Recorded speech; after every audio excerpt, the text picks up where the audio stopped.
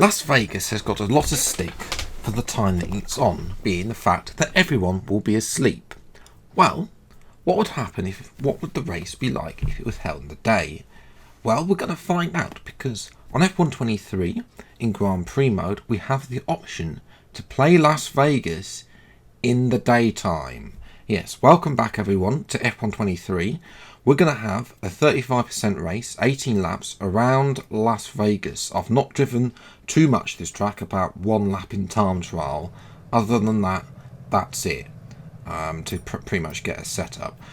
I'm also still not pretty much there with the strategy of what strategy is best really for a 35% race really.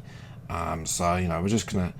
Well, I think we'll go with the alternate strategy. It was the one that worked for us in that Austria episode, so that's the one we're going to try in today's episode. There's 5 lights for the Las Vegas Grand Prix in the day, and away we go. And it's a good start again, as is every start on F123. We're not trying to go around the outside. The Williams of Alex Albon can't quite do that. Our teammate is just up the road as well. Can we have a look down the inside there? No, I fought against that. We have to hold off the AlphaTauri behind, and as well, and remain P13, but not for too much longer. I'm going to dive it down the inside here of Alex Albon and move up to P12. Now, from that corner all the way through this section, this is some of the worst corners on the F1 calendar. Oh my goodness grief, they are just horrible corners, especially in F123. They should have just straight lined that section by well. This corner, to be fair, this 90 degree does allow you to make dive bombs like we did on Hulkenberg there. I'm having a look at his teammate in the form of Kevin Magnussen. Can't quite make it. Magnussen trying to switch it to the outside of this corner. What a lovely little move. There, that's a rare move. Oh, well, I think it's still going to be a rare move. You're not going to be seeing too much of that in either the F1 game or in real life there. Nevertheless, that is definitely one of my overtakes on this game so far.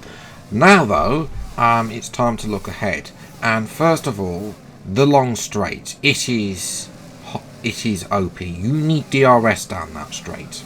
Otherwise you are a sitting duck, unless you have a lot of battery as well. As you can see, there's Sainz and Perez battling big time, but you know, they're battling so much. We're having a look at our teammate Esteban Ocon into turn 1. We're going to get Stroll as well.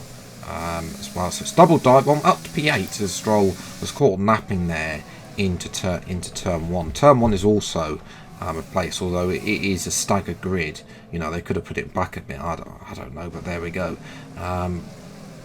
So down the inside, dive bomb Stroll, and we're up to P8 as well. And Ocon's going to try and follow me through. It would be good if Ocon was actually going to, you know, try and follow us through. We can have a good race for Alpine there, but Stroll gets the better of him for now. Now we're having a go at George Russell. This is on the start-finish straight, which is also a curve, this high-speed curve. No DRS down there as well. You know, that could be one for the future that has DRS through that corner, but yeah, we're up another position. Unfortunately, we did not get DRS. We lost DRS to Sainz, so I just let Russell through here because I want DRS down this straight. Now, the DRS detection point is after that horrible left-hand 90-degree corner, which the AI seem to have a bit of OP traction. But if you use a bit of VRS and DRS, I mean, there is just absolutely no... You're a sitting duck if you don't have DRS, and if you don't have ERS, you can see we're already dropped. Stroll's actually got Russell as well. As Valtteri Bottas in the Alfa Romeo, he is out of the race. His Ferrari's decided it doesn't want to be battling the McLarens for the wooden spoon anymore.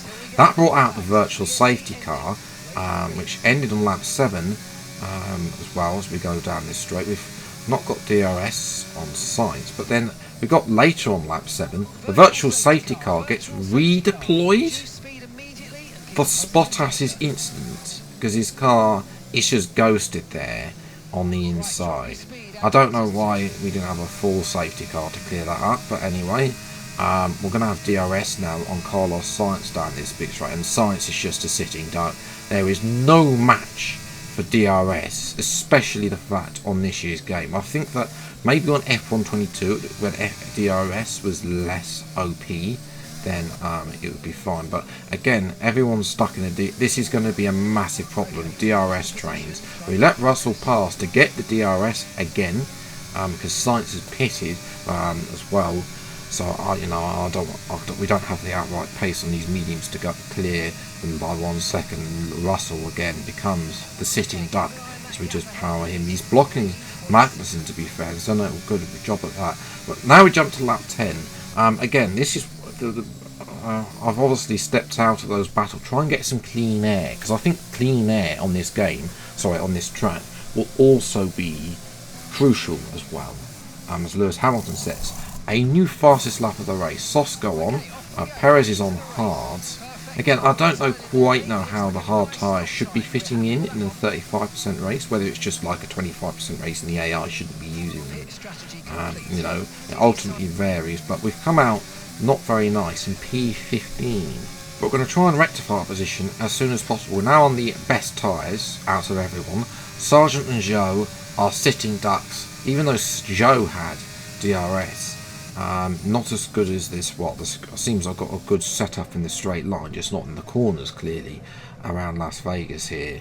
Here's a replay making the double overtake with DRS. That could be another feature depending if you're a Red Bull, for example, if you've got strong straight line speed like the Williams, for example, allowed here. Meanwhile, up the road, there's a massive battle in this rolling Sainz, Ocon, and a whole load of gaggle of drivers, and that's the battle we call touch. We dive down the inside of Kevin Magnussen at turn 1 as well. Now we move up into P12, but you don't want to make that move too often because there's a DRS zone after that corner. But of course, into this corner, double dive bomb. Can we get Hulkenberg as well? Yes, we can. As well, as I say, it's about brake late on the brakes and actually diving for it. Otherwise, you're just not going to make positions up. Like we saw a bit of Canada where people got stuck behind Alex Albon in real life for lap after lap as well. Lap 13, we're up to P10 now. We've dropped Hulkenberg, who's got DRS. Russell doesn't have DRS, so he is losing 3 positions. We're going to go down the inside of both Sainz and Stroll. Yes, we are into this corner. That is just definition of OP slipstream. And using the right amount of battery and having the right setup on, as I said, that is crucial to get any positions at this circuit at Las Vegas, because it is once we get, I can't imagine what's going to be like with OP cars around here, as Sainz has had a Spinala. Yeah, Spinala, lots of reversing going on. That's going to bring out a safety car as the sun begins to set here in Las Vegas with Verstappen. It's Verstappen from Alonso and Perez. So despite all the DRS, slipstreaming and all of that, it's business as usual at the front. Hamilton fourth even, but having a look at our teammate already into turn 1, not quite making it a move there, and again, the rear end step out as we go, and the exit of turn 2. Now though, we need to try and get past, because Leclerc has been compromised out of here. Can we follow our teammate through? No, Leclerc's got a good exit out of that corner, and it's our teammate, but we're going to make the double move. They've both been compromised, and look at the straight line speed we have against both of them. That is the power of a custom setup around here as well. But Leclerc comes back at this through this section. It's horrible, losing the back end, left, right, and centre. So it's about. I feel you can try and adjust the setup for that, but it's not good. You're going to lose time, going to be overtaken in a straight line, as we've seen multiple times today. So across the line we come for P5, which I think, after where we were down in P15, we made up 10 positions in that final sit on the soft tyre after a disappointing, trying to go longer on the mediums. It clearly cost us. The overcut didn't work here, but in the end we come through for P5. So I was slightly helped by the safety car, but I still think we could have got P5 anyway. with the setup that we had on the car, which was very good in the straight line and very poor through that section of slow speed corners as well. George Russell having a horrendous time of it and dropped to P13 in the end. A couple of people making 2 stops in form of Sainz and Hulkenberg, and Norris got a 5-second penalty. I think that's for overtaking Sainz while he had his Spinala. So yeah, that's where I'm going to leave it for today's episode. If you have enjoyed, leave a like, subscribe channel if you're new. There's plenty more F123 gameplay and other F123 game videos as and when they come out. If you want to, what do you think to a day race in Las Vegas? Do you think that the day race would be better suited to try and bring in a European or Australian or whatever audience? Well, not Australian, because the European audience, excuse me. That's why we're having it during the day rather than at 10 o'clock at night. Let me know what you think about that in the comments below. And of course, what you think about Las Vegas track overall. Until the next video then, I'll see you next time. Take care, thanks so much for watching, enjoy your day, and goodbye.